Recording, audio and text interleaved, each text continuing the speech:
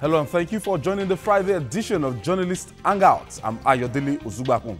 I'd like to invite you to another special edition of the program on the 29th of May 2017 as we do a midterm reappraisal of President Muhammadu Buhari's government. Venue is our studio is #1 Continental Way off CMD Road, Ikosi-Ketu. Time is 4 p.m. To hang out with us that day, just send your name, your phone number and location to journalisthangout@tvcnews.tv. That's or 08032645899. So if you've sent before, just make sure you wait for your reply. And today on the Hangout, a building collapse in Lagos kills 3, leaves score injured. Nigeria anxiously awaits Oshibajo panel reports. And lastly, 126 arrested as Boko Haram infiltrate IDP camp. I'll be hanging out with Babajide Kolade Otitoju, Ganiu Kayode, and Kolawole Johnson. If you're ready, let the hangout start now.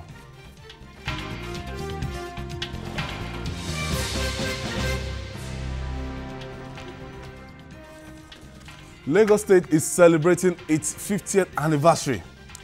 Everywhere is painted with bright colors.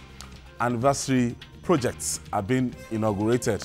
The mood is ecstatic, and Lagosians are already feeling the sense of new hope. Sadly, 3 Lagos residents will not see this hope. They were construction workers and they perished in the building which collapsed on Thursday while being constructed. It was too weak to wait until it was completed. Apart from those killed, 19 persons sustained various degrees of injury. It was an avoidable death, yet we couldn't stop it. The signature of the sloppy building contractors and unqualified engineers has been felt again. How long will it take for Nigeria to get building construction rights? I think Lagos State, when it comes to this kind of incident, Lagos State is #1. Yes, it has to be because of so many factors. The rate at which buildings are springing up in Lagos can't even be compared to any part of Nigeria, especially the Lekki corridor. In terms of the quantum of new buildings springing up, it is actually rated #1 in the whole of West Africa. That corridor, the Lekki corridor, for example, so many things are happening along that area, and that's the way it will continue to be, because you know that very soon Dangote's refinery will come on stream. Many people are heading in that direction. Many people are buying plots of land, and buildings are springing up. Unfortunately, we do not have enough regulators to even move around. If you ask that, okay, in Lagos, the Urban and Regional Planning Board, how many staff do they have? They simply do not have enough staff to move around and ensure compliance. So it's just, we find a situation in which workmen and greedy contractors are just doing what they like. I can blame government officials when they give approvals when they should not give approvals.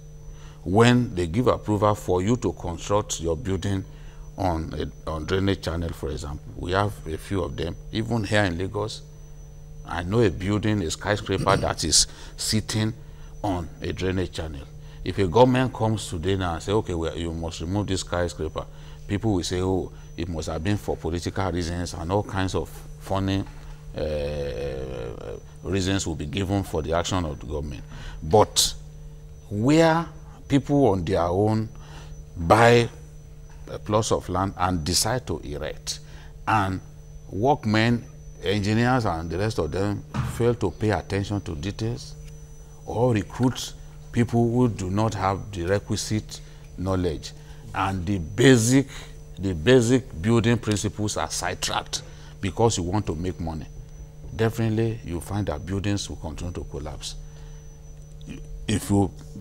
Everyone knows, for example, that when you are building, cement and sand, you must achieve the right mix. If you do not achieve the right mix and you continue to construct, what will happen is that the structure may not be able to carry, because the materials that you have used, those materials may not be able to carry the weight that you are putting on them.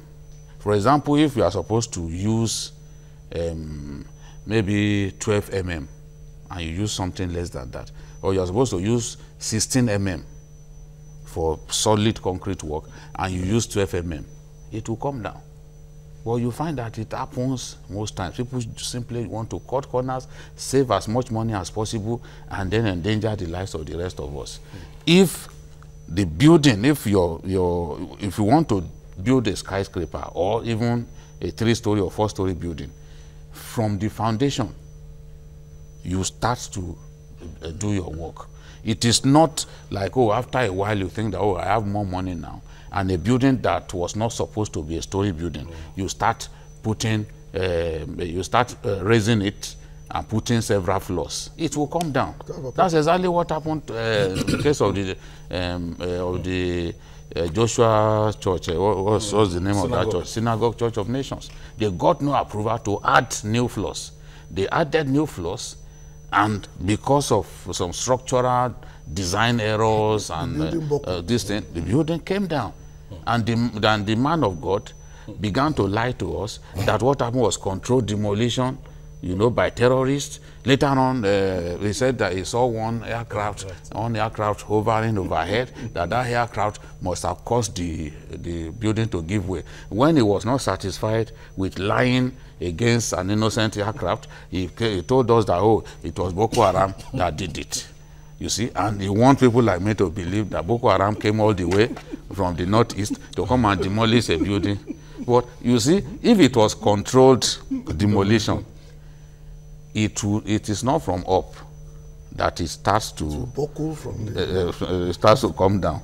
It will start coming down from the base itself. GKB, well, Lagos Island is just like, I don't know, these buildings, if you go to Lagos Island. Old neighborhoods. Old, man. The old walls, the anolas. It's like a gunpowder waiting to explode if you look at the way these buildings are structured, the way they're together. And anytime I pass there, I shudder, because I know that, you know. I know a house that they have to remove the rug and remove the plank for them to clean the toilets, to clean the gutter and put it back. That means the room itself is standing on top of the gutter, as it were. The problem is caused mainly by new money and our lack of discipline. I remember there was a time in this country that there is a building code for areas. The areas you cannot put up story buildings. The areas you cannot put up a story building beyond 1 floor.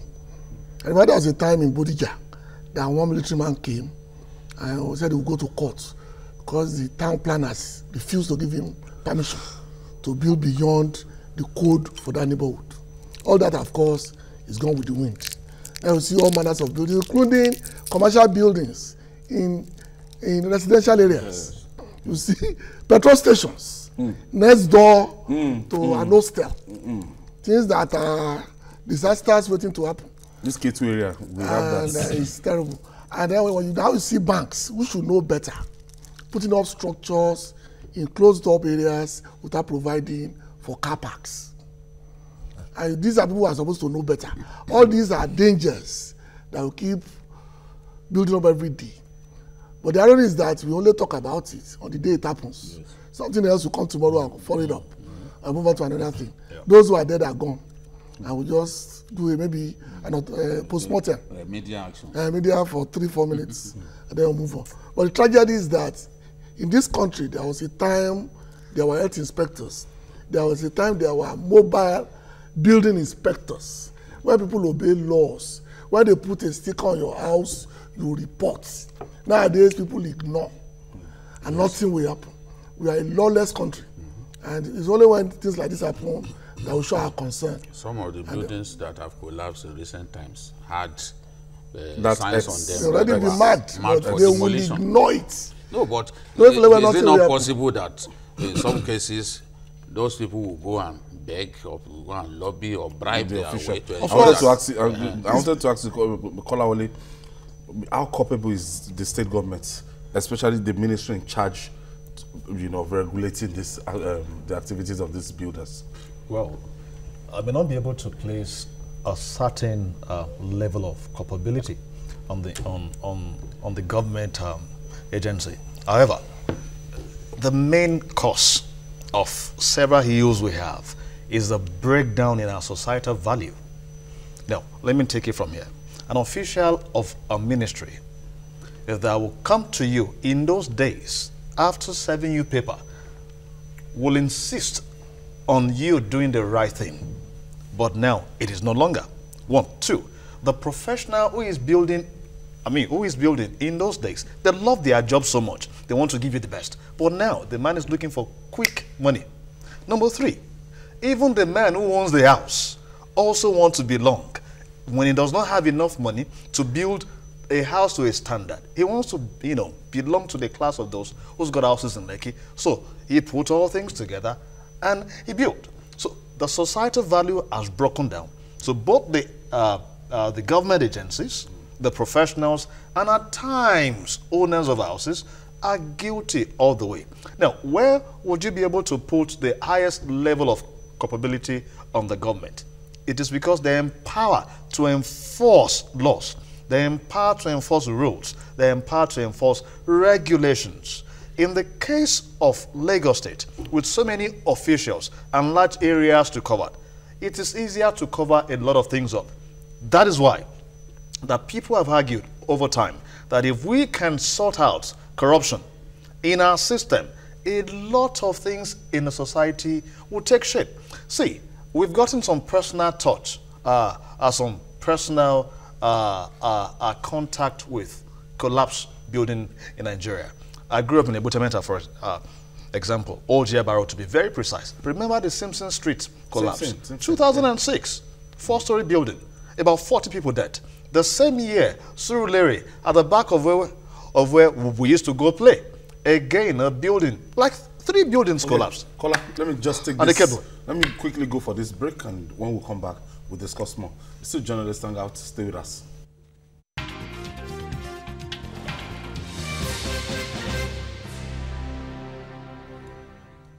Welcome back. Still journalist Hangout, and we are looking at the incessant collapsed buildings, especially in Lagos, and as we celebrate the 50th anniversary of Lagos Kola, we're about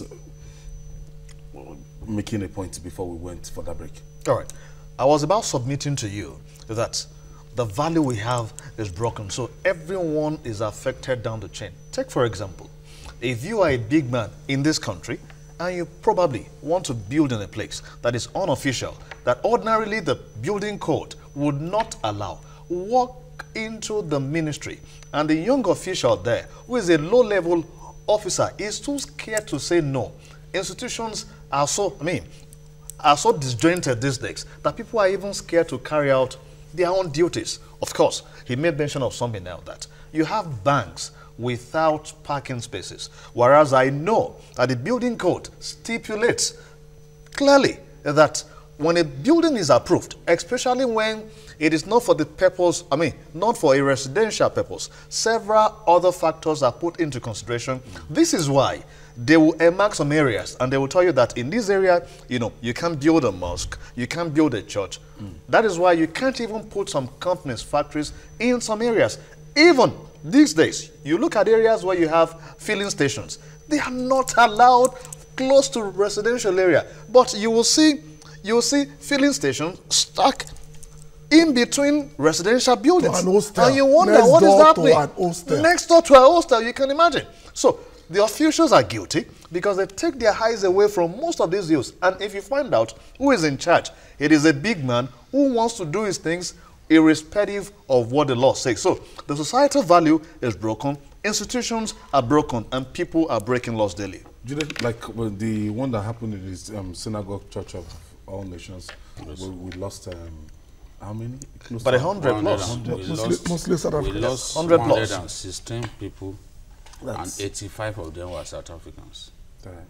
And every time I remember that incident, I feel a personal shame as a Nigerian, because not only did we fail these South Africans in terms of even the preservation of the remains of the dead, we failed the South Africans, because their corpses were taken to South Africa in an advanced stage of decomposition.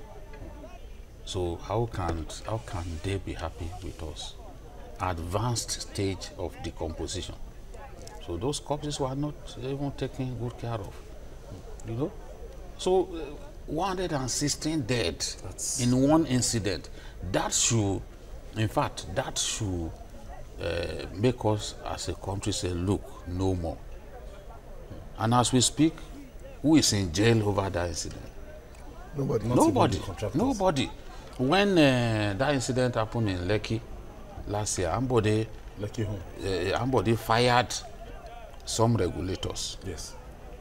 But it didn't stop another building from giving way in the same area. You've had another building come down in the same area. So the problem of building collapse has to be holistically addressed. People using cheap materials, substandard materials. To cut corners. Yes. People just bent on saving money at the cost of human lives. People overloading buildings. Because, look, Lagos is densely populated, for example, but we must not overstress buildings. Where so number of people should inhabit a building, you can't double the figure. Because when you double the figure, it puts so much stress on the building. So it's not buildings that are just being built that can come down. They are not the only ones that can come down. Old buildings do come down, because we are also careless as a people, that when we do not maintain and we are seeing cracks, we do not take action. I've seen old buildings, very old buildings, marked for demolition, because they can see clearly that the signs are there that it will come down. But people will remain inside those buildings and wait until it comes down on them. And becomes a church. You know, in Nigeria, we've seen so many cases. We've seen churches under construction come down. Big churches. Yeah. Big churches that you cannot say that they do not have the money to use the best materials, to engage the best architect, to engage the best building engineers. I see that one Akwa Ibom. Yeah. When it happens, they will tell you it is that comes to my mind. Because they had everything. They had everything to do the right thing, to engage the right people to work on those buildings. In my view, what can be done is for the regulators to act at all times in strict conformity with the building Especially for code. multi-story buildings. They must act in strict conformity with the law or with the regulations guiding erection of such structures. Because, look, what is their job after all? You must earn your pay as a regulator. You must ensure that if this building does not meet the criteria, then it should be taken out.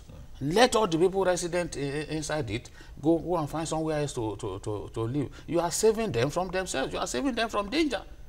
But when you buckle under pressure and then you say, okay, we give you 10 more days, those guys are not ready to come out of that building. For the next 10 years. My mind goes back. When I was editor of PM News, I remember one incident like that. Those guys were told to go, but they continue to bear. So there's nowhere for us to go. We do not know where to go. They continue to delay until the building came down on them. There was a time for anybody who grew up in Ebutemeta, Yaba, Surulere. You also axis. did? No, there was a time you can stand on Abat Macaulay and you can see Sabo. Oh, yeah. Oh, yeah. Because that's how it was planned. Oh, yeah. There was no room for story buildings. But once Nigerians took over, Macaulay. Yeah, to a part of no, there was anywhere you stand there, part of Alagomeji railway station, anywhere you can practically on a straight line. Yeah. See Sabo. It's a long distance. The roads will intertwine. Yeah. But you'll be looking at it. Yeah, that is planning. Those who grew up in Obelo, Niwala, in Surulere, will tell you that on a good day, you can smell somebody cooking in Masha. That is planning. We've lost all those values. It's the amount of money you have now that determines the building that you put up in awkward places. And unless we go back, Lagos is only 3.175 square kilometers. It's not a very big space. It's not as big as Niger at 72. It's not even as big as Oyo. Niger is the largest state. Oyo is practically the size of the entire southeast.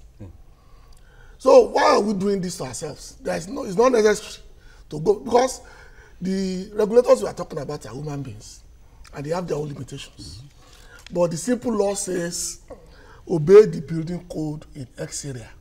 That's the start. Don't put churches near this. Don't put petrol stations near hostels. Things that we are not supposed to do, that doesn't make sense to a civilized mind, is what we do and we are proud of it. I have Mike from Ogun State. Mike is calling us from Ogun State. Thank you for joining us, Mike. Yeah, good evening, sir. Hello, Mike. Yeah, good evening, sir. Hello? Yeah, can you hear me? Hello. You are a market collapse. Yes, Mike. I can hear you now. Yeah, I want to add to what the other uncle said. Okay. Yeah, the problem is not from town planner alone. The duty of a planner is the people plan is to grant approval. There are other agencies who is in charge to monitor any approved building plan at each level. I think those agencies, ministry, should also be checkmates. And the fault also lies in the client, the owner of the property itself. Because with the most of them always like court corner. When a professional advises them that this is what you are supposed to do, they will say, why don't you do it this way? Because they want to make use of all their land. So that's what I have to say. Thank you, Mike. Thank you for that contribution. Kola? Yeah. When you look at the response, like I can say in Lagos State right now, the emergency agency, that's, they come anytime there's anything. I mean, the response rate is improving by the day, and the equipment, the level of equipment they deploy. I think that agency, they're trying their best to minimize the casualty and look at the investment there. It never used to be like this, but since 1999, it has been improving. Give it to Lagos State. Every single state in this nation would always follow Lagos State examples. In most areas, I have seen states coming into Lagos to learn models. I think that that is not limited to this area alone, in a lot of areas. So give it to Lagos State. If Ebola had broken out in some other part of Nigeria, then we might have gotten something else on our hand. But because it was in Lagos State, you had officials, you had people, see, give it to Lagos. And the fact that, see, in the days of Fashola, you had people shouting that he was the best. Now, this is the beauty of continuation. Then you have another one again who is there now. People are shouting as though Fashola was never there. See, when you have a government built on plans, I learned that Lagos has plans of up to 2050. That's a plan. But the moment we do things haphazardly, and that is one problem we have in this country, it is until something happens. I have to go for my break. All right. After this break, Nigerians anxiously await Oshibajo panel reports. Details after this commercial break. We'll be right back.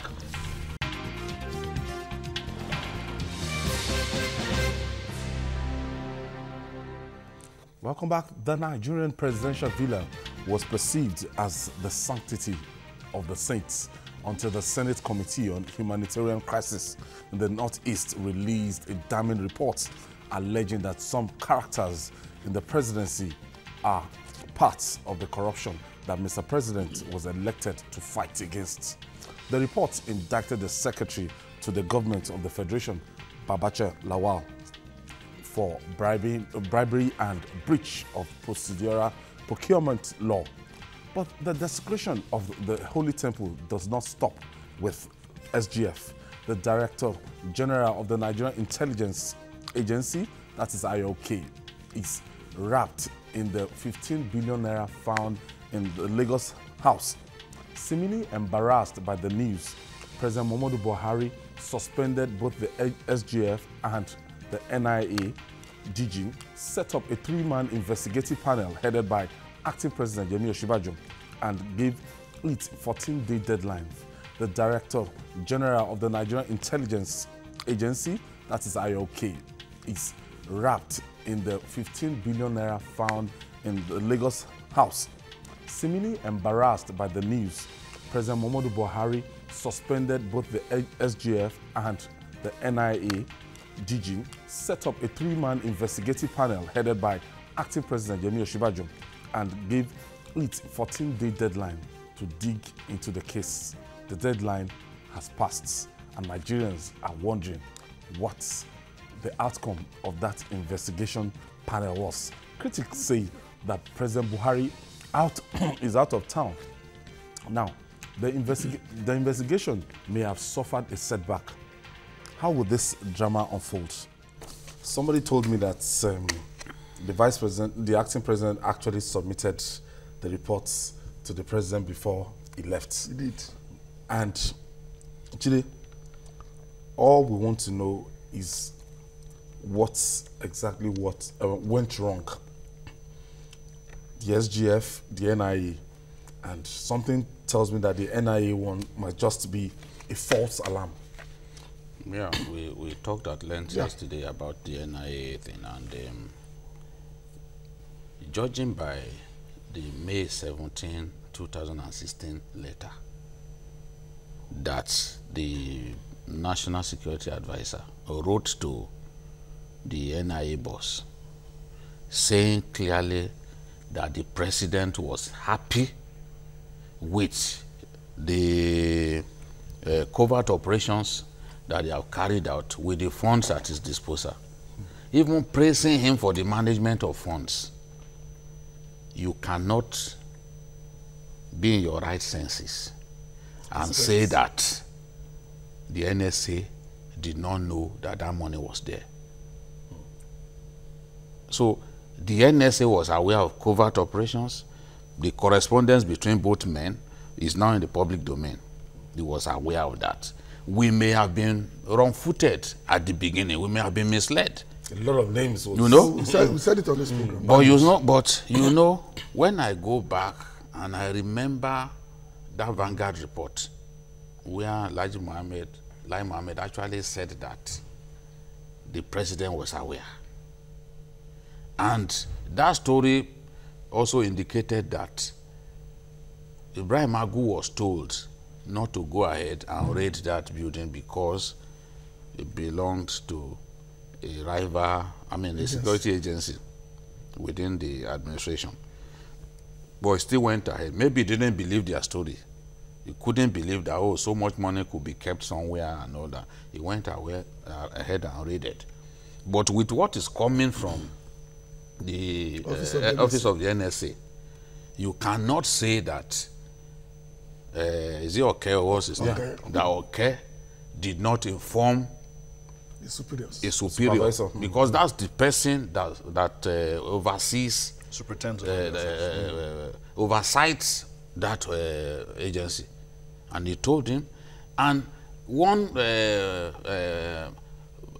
brigadier general in the Nigerian army, I think Famuyiwa or something, was the one who was asked to go and supervise the projects, and he also did a report.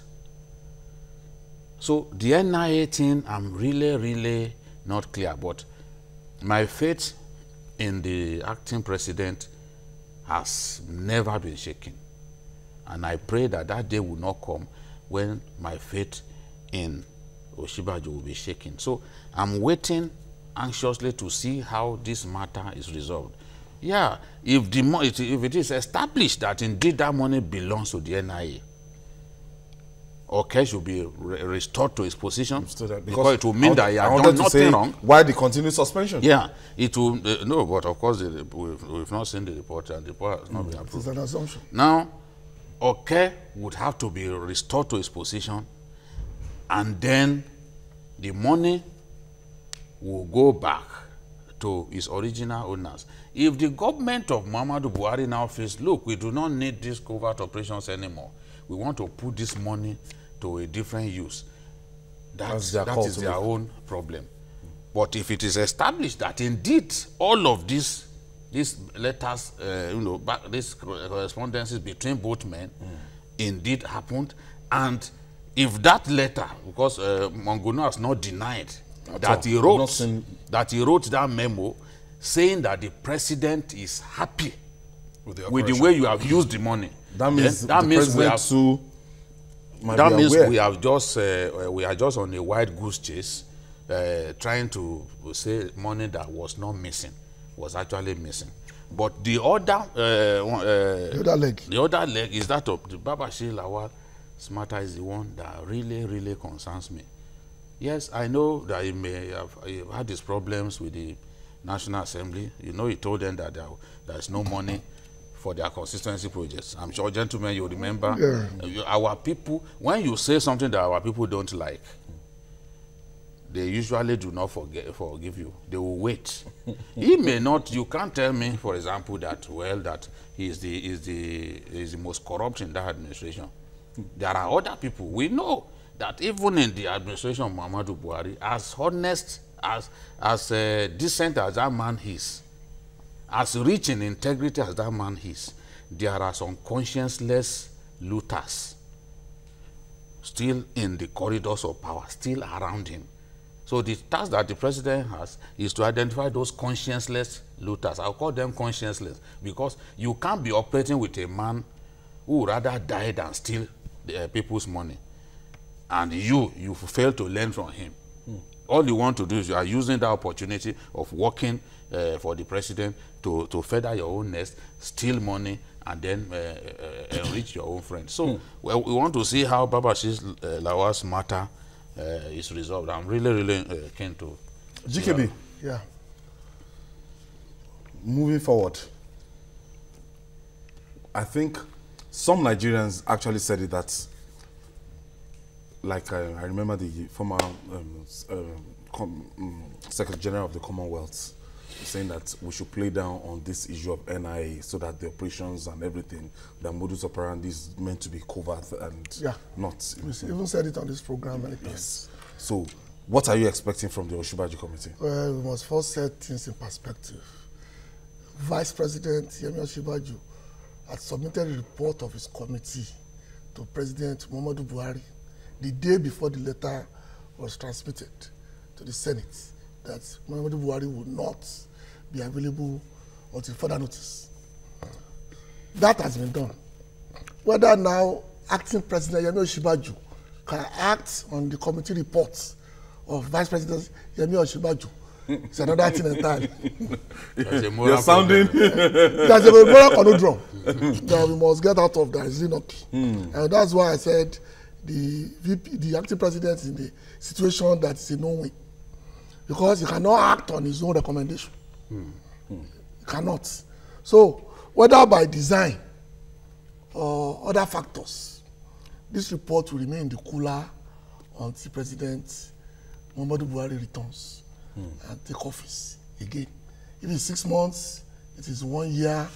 If it is 2 years, that's how it's going to be. Because morally, acting President Yemi Osinbajo cannot sit in judgment over reports prepared by Vice President Yemi Osinbajo. That automatically. I like that. Usman is calling us. Thank you, Usman. Usman from Lagos. Yeah, good afternoon, panelists. Yes, Usman. Good afternoon, Babajide, my encyclopedia. My brother, I greet you. Well, Babajide, I agree with your analysis in regard to the NIA boss. Yes, but I have some area that is not too clear. Now, the money belongs to NIA. I want to agree with that. Yeah. And I want to agree that the money is the remainder of the part of money that was used for covert. But I want to see it in a different angle. Why is the money kept in that partner house when the NIA, they have a liaison office in Lagos, they have a training school in Lagos. So why is this money, if this money has not been diverted from official to personal use, why is this money not kept there? And the apartment that money was kept, even if you look at international conventions, CIA, MI5, where people are, they don't comply with people. They find an isolated, a well-secured environment. So if you look at that apartment is owned by the wife of the DG. And something that's very important is that who is that woman that is taking that money to that apartment? Is she a staff of NIA? If it is for covert operation, why is it that a staff that is not a staff of NIA was the one taking this money to that apartment? If it is for official use, it's only NIA staff that will carry that money to that apartment. I think okay, Osman. That we're supposed to look at it. I think you didn't want to respond. Osman, such buildings are usually called safe houses. And safe houses are sometimes located in civilian neighborhoods. You see, somebody's toilet could actually even be designated as a safe house, where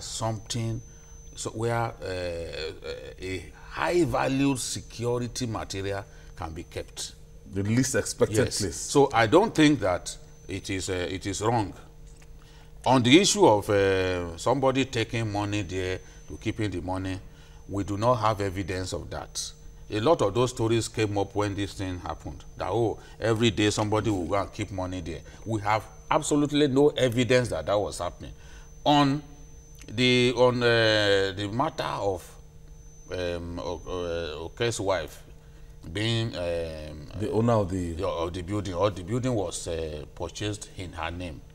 If indeed that is true, then even if we cannot establish that Oke actually stole this money, he has to explain why the building was acquired in his wife's name. But by a civilian. But it's a civilian building, just as I said. It's can be designated for safe houses. So the civilian areas, safe houses are usually designated, are usually taken out of civilian areas. Okay. And designated as safe Let me houses. quickly go on this break and I'll take Kolawole Johnson's contribution after. Stay with us.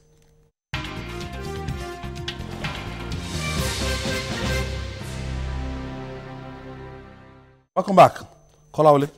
So we are looking at the reports, the Oshibajo's report that's actually said to be Vice President submitted it to the President before he left, and Gani was saying that is it possible for acting President Oshibajo to act on the report of Vice President Yemi Oshibajo? You want me to ascertain that was submitted? I'm just reminding you. The onus lies on the man who said that. No, the office of the Vice President mentioned that they've submitted a report. Okay, I did not quite hear that. However, what we're expecting is the details of the report. But remember, that was not the first report, the first committee. The first was Malami, the AGF, was asked to investigate. And he came back to give the former SGF, or what do I call him now? The SGF now, a clean bill of health. Now, what exactly would be the tone? There's also a member of the committee. He's also a member now. So if he actually did a see, when our case came out at first, I remember that I had the privilege of being on maybe 2 stations or so. I can't remember if you invited me then. But we were able to lay the drama that unfolded. Like he said, that the drama started when the man emphasized that the government does not have the money to implement constituency project. Again, he asserted it. And 2, there were other dramas there, and they went after him. If you look at the zeal at which they went after him, so much that, a friend of ours that I like, if you abuse Dino from morning to night, for me, I like him. I like his energy, I like his approach. I may not like some few things, but fine. He went to the point of saying that he was going to go to court if the SGF was not removed, a man that was not indicted. And he was following Saraki to court every day. Yet a man that was not in court, he wanted him removed. You will see the entire drama that this is just a played out thing. It's even double standards. Of course, double standard. Then look at it again. As soon as demand was eased out, what happened to your budget? What happened to the constituency project? Suddenly they increased their own vote.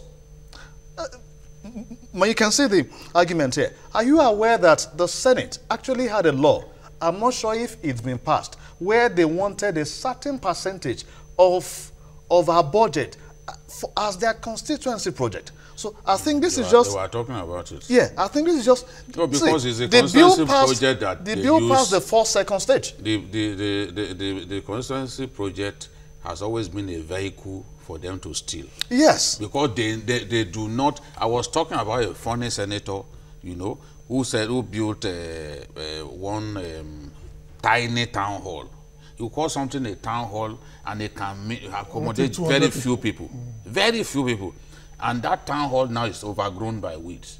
And that is a constituency project. And only God knows how much multi-millions would have gone for. We have in that Senate some people who do not even have constituency offices. At all. And yet, money goes through there at all. Dinos matter. I beg, leave Dino. No. About the fact that they cannot even locate his constituency office. Yeah. How can the senator or the Federal Republic not have that? You see, people will fight you if you touch their constituency. Remember, Mr. President had already slashed even the allocation for constituency project in the last budget. Yeah. They stalled and stalled and stalled on that budget until the president brought back what he removed. Gentlemen, we are dealing with the fact that Babache Lawal has we are laying foundation. If he asks cases to answer, we have talked here. Answer the case. We have talked here before saying that, look, we felt what he did was wrong. Nobody should misunderstand us. Even you. Nobody should misunderstand the point that we are making. We are saying that, look, because in Nigeria, let me tell you, if you carry people along, that is the language that my colleague Stanley always used. Said in Nigeria, if you carry people along, they are not likely to expose you, even if you kill their mom. They are not likely to expose you. But if you don't carry people along, if you don't carry people along, they will give you trouble. There's a second angle to this. If you notice, suddenly you have some smooth operations, so to say, between some forces in the presidency and in the National Assembly working together now. I'll give you an example. Why do you think that, see, I said this somewhere, and I don't want to mention it, but I'm, of course, somehow, to just prove this point to you. Why do you think that Magu was almost denied the privilege of that office? This is the beginning. Magu exposed Abba Kyari and accused him of collecting 500 million naira bribe from MTN. And we heard the news that the man was suspended tactically, officially in the office, but this did not come out. And the moment Magu did that, see, if the president wants you for appointment, you, AY, today, and some forces there does not want you, you can make it. They will get you via their security report. And how can the president send a letter to the Senate, and some people will still ensure that another letter counter stopping that person is sent? The only place... So we found a solution. Our chief has given us a solution now. The only place... We don't need to send... we will not send anything to them again. The guy will just continue to do his work.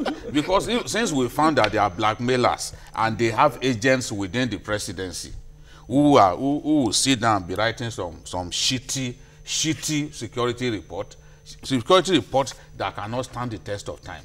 Funny allegations, unproven allegations that he has even proven that he has defended over and over again. If we discover that is your stock in trade, that is what you do, and that you have agents in the Senate, then we will not even deal with you again. Magu will continue to do his job. We recommended that. And I'm happy that the president, they listened to us. The acting president has said, look, we don't even need to take this guy before the Senate anymore. Honestly, so that's it. Here's a fact. See, there are some things I think we may not be able to mention on such a program like this. But these forces we are saying has taken over the entire presidency, that the only office left for them the real engine room is the SGF office. And now that they have taken him out, God forbid if they occupy the place, that same office. God forbid. But you seem I to think the country is forget finished. that during the Yaradua years, Honestly. there was also a cabal that thought That they were held the man hostage. Yeah. ultimately nature. will come As a way in, of playing his own tricks. play on the, so I'm not really bothered. UKB, you know what you were saying during the break. Yeah. In the interest of justice and fair play, because we will all die one day and we will render account to our maker. Yeah. The people, power people today in Nigeria, always act like there is no tomorrow. Always act like even they own their lives. You don't own your life. Own it. It is the ruler of the universe that owns your life. And it chooses the most auspicious time to take that life. Yeah. Just to demonstrate to you that, look, Supremacy. yes, he owns your life. The good thing that people must always do is to be fair to other people. If that man in the NIA has not done anything wrong, has not stolen money, if it is done everything by the book. it is proven that indeed he announced that this money was there, $289 million set aside for covert operations. If indeed the NSA wrote to him acknowledging his letter and saying that he had told the president that that money was there and that the president was happy with the operations that were carried out with the money, it would be extremely unfair for them to keep him. Honestly, I agree. Because what I do not want to see, is to see an innocent man fired, and then you bring someone from somewhere, either from the north or anywhere, to replace him. No, because here's look, the game. it doesn't, look, Nigerians. Here's the game. Yeah. I'm not saying that they are going to anybody. No, I agree. I admit. Have they not done it? No. But what we are saying, the that empty- one is let's leave the DSS matter. 51 because from Castina the alone, National and you have the Assembly- entire Southwest 59. See, the National Assembly is even investigating that. Yeah. You know, what we are saying, whatever has been done has been done. In this case, this man is still only on suspension. If this Nothing report is does found not against indict him, nobody return has to the seats. moral right to say no. We still have to replace him. And if we go ahead in contradistinction of the Nigerian or the federal character principle, because I've seen even the Federal Character Commission accuse the current administration of not following the federal character principle. Nobody has a right, nobody who has a true, genuine intentions for Nigeria must remove a man who has not been proven to be guilty and then bring someone else, maybe from his own area, to replace him. It should not happen. And that is the point that we are making here. Because if it happens, Nigerians will start saying that, no, we are not one country. We want Nigeria to be united as a country. So if anyone must lose his job, Here's my because that person is allow guilty. GKB to make his last submission and you make yours and we wrap it up. Well, I agree with Jide for two reasons. One, if the man is innocent, there's no need to do anything to him. Number two, from day one, from the raid itself, it's obvious that the man was the target. It was set up basically because this is the first time in the history of Nigeria that a rival agency will expose the bottom, if I can use that word, of a rival agency simply because they are tackling and trying to get rid of the head of that agency. We know the game that is being played and we are ready. If he's innocent of everything, he must return to his desk. Or else. Kola? I disagree. Okay. And here is my reason. He is not the only qualified person from the zone If he's innocent. where he's from. Number one. Number two, if he is innocent and the presidency feels that it should continue, let him continue. Again, if the presidency feels that another person may feel that place better, but with apology for all the lies and the drama against him, let that be. And I give you a cue from that, which the presidency has done. When Malami came out and said this guy was, they left him.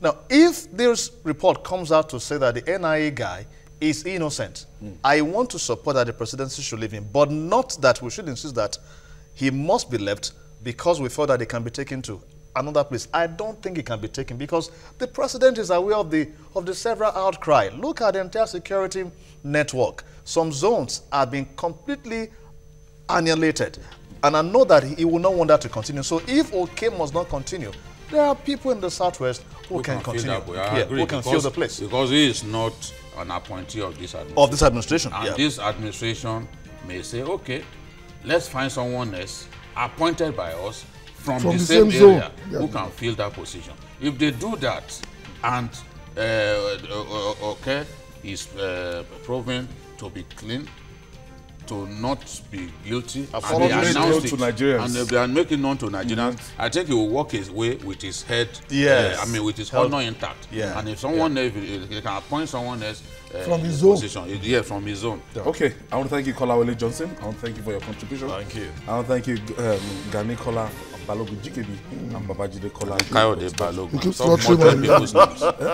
Gani Kayode Balogun. You see him all the time. And you talk to me every day. Are you going to wait until it takes you to court? And you think it takes her from Kogi? Somebody has joined us with a bridge in Abuleta. He's in Berkeley. Okay. Gani Kayode Balogun. Thank you. That's better. Thank you. And that's it on Journalist Hangout. I'd like to invite you to another special edition of the program on the 29th of May 2017 as we do a mid-time appraisal of President Muhammadu Buhari's government. Venue is our studio, number 1 Continental Way off CMD Road, Ikosi Ketu, Lagos. Time is 4 p.m. To hang out with us that day, just send your name, your phone number, and your location to journalisthangout@tvcnews.tv or 08032645899. I look forward to receiving you. And that's it for Journalist Hangout this week. Join us next week for another interesting episode of the program.